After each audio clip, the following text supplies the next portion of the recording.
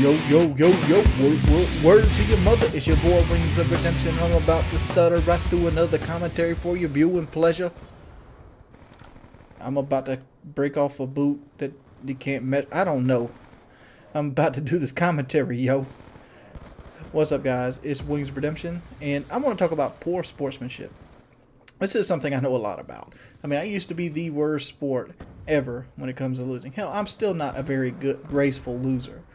I really enjoy winning. And I try my best to do everything I can to win. But I've learned a lot of discipline over the last year and a half. And a lot of that comes from being able to jump into league play, GB matches, different things. And just learning how to be more calm when faced with a situation that I might lose. And I want to say it leads back to childhood. You know, when a child is never told no, or people that are never told no, they don't respond to the word no really well. And when you're used to winning at video games, it goes kind of in the same light, that you don't respond to losing well. And I feel like I've been picking it up slowly to be a more graceful loser. Well, in this game, we don't lose at all. This game right here, we actually beat the living crap out of them. What's the difference between this game and every other game? Well, winning in domination is nothing new. I think I just passed over 900 wins in domination. I'm heading for that 1,000, baby. But these guys talked massive amounts of trash right before the game. They looked at us. We looked at them. They all had 3.5 KDs, 8 win-losses. Every one of them had a, if you could basically make a G unit stat record, it would look like these guys' stats. Everybody in my lobby was terrified of these people. And, I mean, you'd have good reason. It's like, wow, these guys must be amazing. But I wasn't too worried about them because I know exactly what type of player we were about to face. We were about to face people that were used to beasting up on little kids and people that just bought the game.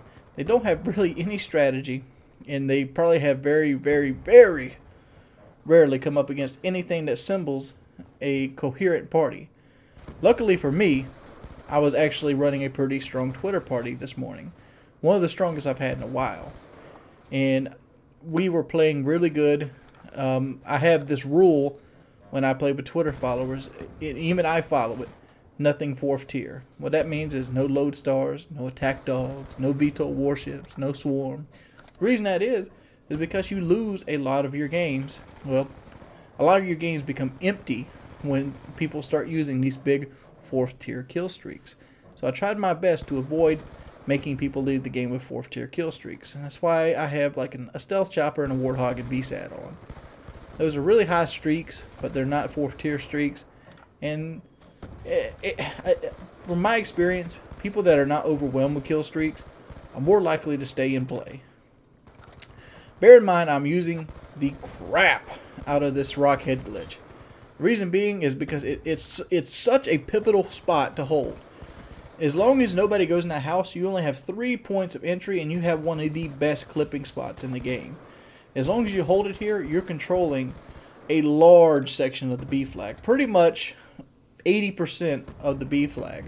The only other route they can come in through is zigzag through the middle. And even then, I can see if I'm coming through zigzag and I can call them out. And the other route is coming from the pool on the other side of the map. And to do that, they have to come up the stairs, which I can see that line of sight too, and put shots on them. So I can pretty much see almost every line of sight they can come from this one little clipping spot. That makes it fantastic. In my book, maybe the best clipping spot ever put in the Call of Duty right here. And that's one of the reasons I found out early I really like Raid 4. So, yeah, I spend most of my time right here, but don't worry. If you look in the kill feed right now, the other team are starting to have a conniption fit. And they're starting to throw those little baby tantrums. These kids sit here and spend their entire time killing themselves with C4. So, there's no use for me to show you any more of the video, because this is pretty much the rest of the video itself. I want you to go ahead and let's just go and do a transition. Alright, it's been probably another 6 minutes. They've been killing themselves, and look, boom.